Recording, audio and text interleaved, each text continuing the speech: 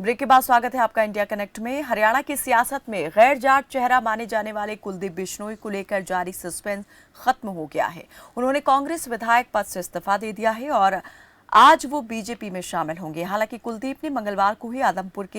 आदमपुर में समर्थकों के बीच कह दिया था कि वो 6 साल बाद कांग्रेस को अलविदा कहने और एक नए राजनीतिक सफर की शुरुआत करने जा रहे हैं। कुलदीप बिश्नोई भले ही बीजेपी का दामन थामने जा रहे हों, लेकिन पार्टी में उनकी सियासी राहें आसान नहीं होंगी। बीजेपी के अंदर खुद को स्थापित करने के लिए उन्हें बड़ी लड़ाई लड़नी होगी। हरियाणा में राज्यसभा चुनाव के दौरान क्रॉस वोटिंग करने के चलते कांग्रेस ने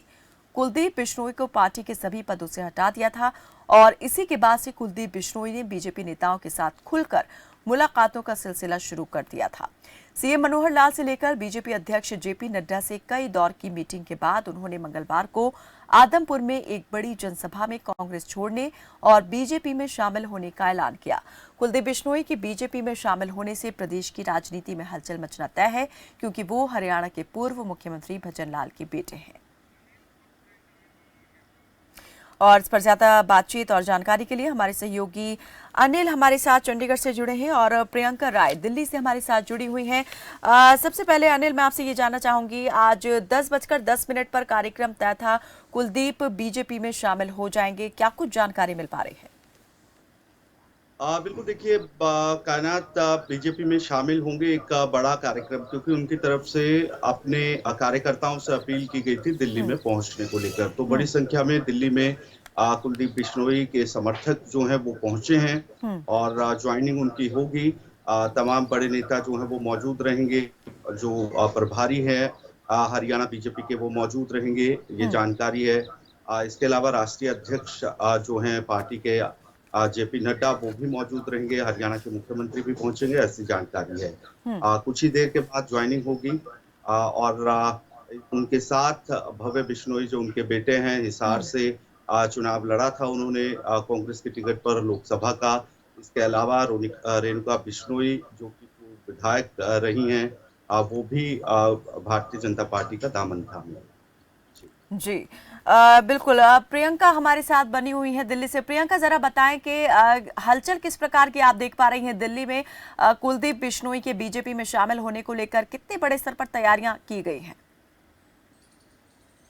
बिल्कुल कायनात, मैं आपको बताना चाहूंगी कि इस वक्त मैं फिलहाल कुलदीप बिश्नोई के दिल्ली स्थित घर के बाहर मौजूद हूं और मैं आपको बताना चाहूंगी कि अभी कुलदीप बिश्नोई अपने घर के अंदर है। थोड़ी देर में वो यहां से निकलेंगे और अगर सूत्रों की माने तो ऐसा माना जा रहा है कि थोड़ी देर में ही हरियाणा के मुख्यमंत्री मनोहर लाल दिल्ली पहुंच जाएंगे, जहां से ये दोनों नेता साथ बीजेपी दफ्तर पहुंचेंगे और वहां दफ्तर पहुंचकर कुलदीप बिश्नोई, जेपी नड्डा और अगर बात करें तो तमाम वो बड़े चेहरे देखने को मिल सकते हैं जो हरियाणा की राजनीति से कनेक्टेड है। चाहे बात करें ओपी धनखड़ की, चाहे बात करें हम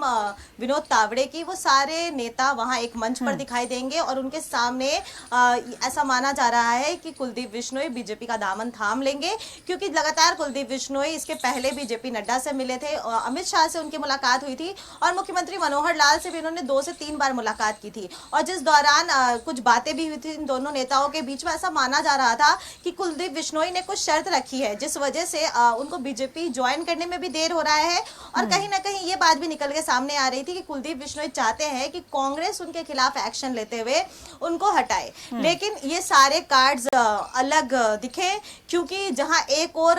लगातार ये बात निकल के सामने आ रही है कि कुलदीप बिश्नोई चाहते हैं कि उनके बेटे भव्य बिश्नोई को आदमपुर से चुनाव लड़ाया जाए, आदमपुर सीट से उनको खड़ा किया जाए, तो वहीं दूसरी ओर जो निलंबन करने की बात थी वो कहीं ना कहीं खत्म हो गई, उस पर विराम लग गया, क्योंकि कुलदीप बिश्नोई पहुंचते हैं और ज्ञानचंद गुप्ता को अपना इस्तीफा देते हैं, जिस इस्तीफे को देर शाम मंजूर भी कर लिया जाता है। तो आज थोड़ी देर में कुलदीप बिश्नोई अपने घर से निकलेंगे और वो मुख्यमंत्री मनोहर लाल के साथ, अगर सूत्रों की माने तो बीजेपी दफ्तर पहुंचेंगे और वहां पहुंचकर कुलदीप बिश्नोई बीजेपी में शामिल हो जाएंगे और ये औपचारिक तरीके से पूरी प्रक्रिया होगी। अब देखना ये होगा कि क्या इस प्रक्रिया के बाद कुछ ऐसा अहम वो कहते हैं, क्या वो मीडिया से रूबरू होते हैं और अपनी बातें रखते हैं, क्योंकि लगातार कुलदीप बिश्नोई ये बात कहते आए हैं और कल भी उन्होंने कहा कि अगर हुड्डा खेमे में दम है, उन्होंने डायरेक्ट भूपेंद्र हुड्डा को चैलेंज किया है कि अगर उनमें दम है तो फिर वो आए चुनावी मैदान में और अब उनका मुकाबला चुनावी मैदान में होगा। तो लगातार ये जो राजनीति है वो कहीं ना कहीं एक बार फिर से गर्मा गई है। कुलदीप बिश्नोई ने कांग्रेस तो छोड़ दिया है,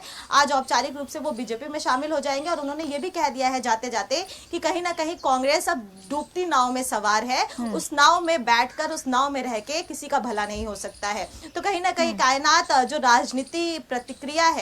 प्रतिक्रिया वो पूरी तरीके से कुलदीप बिश्नोई दे रहे हैं और अब बीजेपी में आने के बाद अब ये देखना होगा कि फ्रंट फुट पर वो क्या बैटिंग करते हैं, क्योंकि अब तक वो औपचारिक रूप से बीजेपी में शामिल नहीं है कायनात, पर थोड़ी देर में हो जाएंगे। बिल्कुल, और कह सकते हैं कि आज यहाँ से कोई एक बड़ा संदेश देने की भी कोशिश जरूर यहाँ पर होगी कुलदीप बिश्नोई की ओर से, साथ ही बीजेपी की ओर से, और उनकी भविष्य की राजनीति को लेकर जो है खाका आज वो भी साफ हो जाएगा। बहुत बहुत शुक्रिया आप दोनों का इस तमाम जानकारी के लिए। चलिए